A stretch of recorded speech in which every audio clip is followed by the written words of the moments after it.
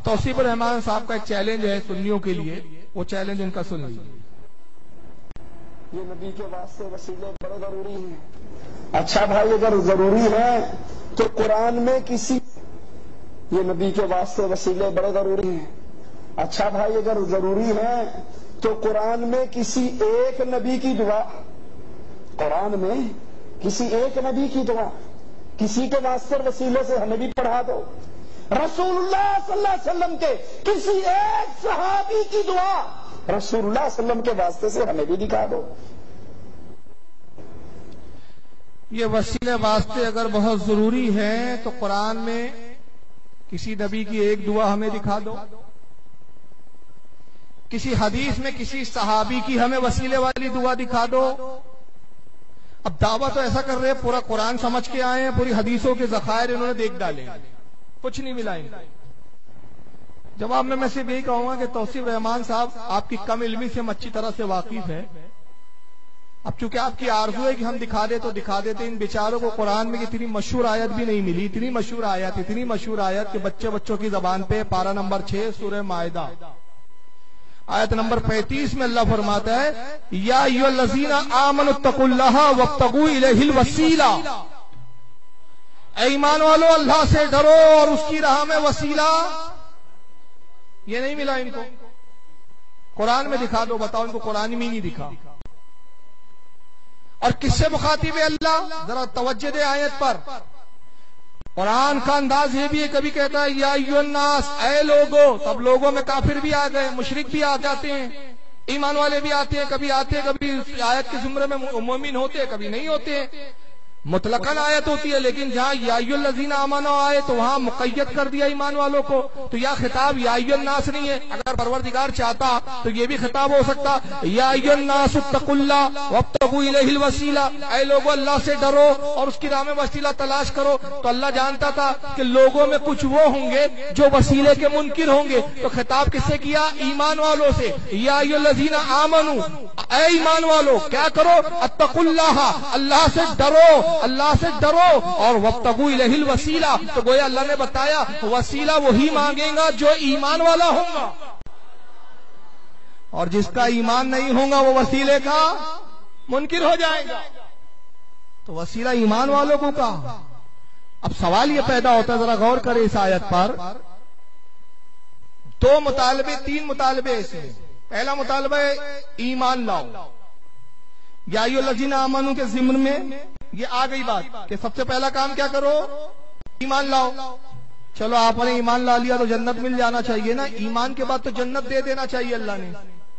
اللہ فرماتا نہیں ابھی جنت نہیں ملیں گی، تو رب قدیر ایمان لا لیا تو پھر جنت کب ملیں گی؟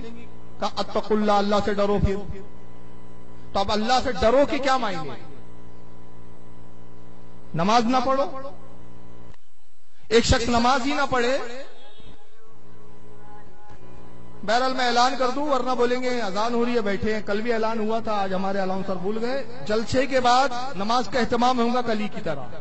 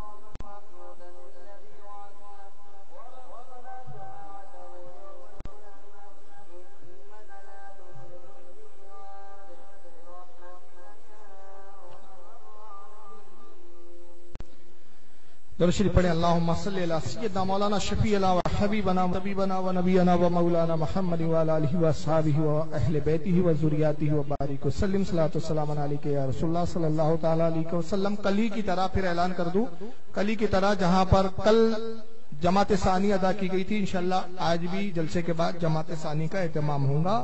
آپ لوگ جلسے کے بعد نماز عشاء پڑھ کر ہی اپنے گھروں تشریف لائیں. بات چل رہی تھی یا ایھا الذین آمنوا اتقوا اللہ وابتغوا الیہ الوسیلہ، ایمان والو اللہ سے ڈرو اور اس کی راہ میں وسیلہ تلاش کرو. ایمان لا لیا تو جنت مل جانی چاہیے، مگر اللہ نے فرمایا نہیں، ابھی نہیں، مجھ سے ڈرو. تو ڈرنے سے مراد کیا ہے؟ نماز پڑھو، روزہ رکھو، حج کرو، زکات دو. اللہ نے استطاعت دیا تو حج بھی کرو، اللہ نے حیثیت والا بنایا تو زکات بھی ادا کرو.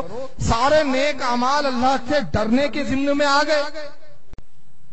اب جب یہ اللہ سے ڈر بھی لیا، ایمان بھی لا لیا، تو اب اس کے بعد تو جنت ملنا چاہیے تھا نا. اللہ نے فرمایا ابھی بھی جنت تک نہیں پہنچو گے، تو اللہ بھی جنت تک پہنچنے تو کیا فرمایا؟ وابتغوا الیہ الوسیلہ، وسیلہ تلاش کرو.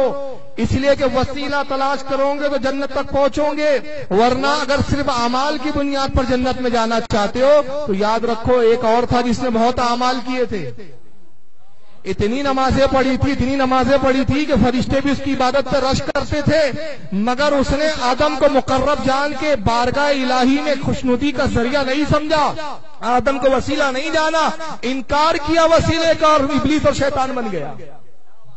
تو عبادت منہ پہ ماری جا سکتی ہے. اپنی عبادت کا اگر تحفظ کرنا چاہتے ہو، اپنے ایمان کو بچانا چاہتے ہو، قرب خاص خداوندی میں مقبول ہونا چاہتے ہو، تو وسیلہ تلاش کرو. اب یہ وسیلہ کیا ہے؟ ہم تو کہتے ہیں کہ وسیلہ سب سے بڑھ کے وسیلہ اعظم کیا ہے؟ رسول اللہ صلی اللہ علیہ وسلم. آئیے اس آیت کی تفسیر میں آپ کے سامنے دو کتابیں پیش کر رہا ہوں جو ہمارے مکتب فکر کی نہیں بلکہ یہ لوگ سب سے زیادہ اس کو مانتے ہیں. آئیے ایک پہلی کتاب میں پیش کر رہا ہوں جس کا نام ہے القول البلیغ، معاف کیجیے گا القول الجمیل. یہ میرے پاس اس وقت ٹیبل پہ موجود ہے، ہاتھ پہ بھی موجود ہے، آپ کو مانیٹر پہ نظر آ رہی ہے. کس کی کتاب ہے یہ؟ شاہ ولی اللہ صاحب مودی سے دہلوی. اب شاہ ولی اللہ کو دیوبندی بھی مانتے ہیں اور شاہ ولی اللہ کو غیر مقلد اہل حدیث بھی مانتے ہیں. دونوں جماعتیں ان کو اپنا پیشوا بزرگ سب کچھ مانتی ہیں. شاہ ولی اللہ صاحب کی القول الجمیل صفحہ نمبر 34. شاہ ولی اللہ صاحب یہی آیت لکھتے ہیں، کہتے ہیں کہ اللہ فرماتا ہے اے ایمان والو ڈرو اللہ سے اور تلاش کرو اللہ کی طرف وسیلہ اور جہاد کرو اس کی راہ میں تاکہ تم فلاح پاؤ. اب اس کے بارے میں تفسیر کرتے کیا کہتے ہیں؟ پہلی آیت میں وسیلے سے مراد بیت مرشد ہے. کل تک یہ آپ سے پوچھتے تھے پیری مریدی کہاں سے آئی، ان سے پوچھو. سب سے پہلا فتویٰ شاہ ولی اللہ پہ لگاؤ. وہ کہتے ہیں وسیلے سے مراد یا کون ہے؟ بولیے پیر و مرشد، اس کی بیعت.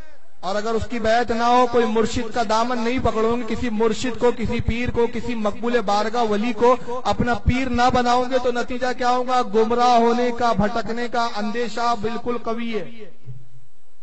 چلیے ہو سکتا ہے شاہ ولی اللہ صاحب سے کچھ لوگوں کو اختلاف ہو، کہے نہیں بھائی ہم مانتے ہیں، کچھ کہیں گے ہم نہیں مانتے.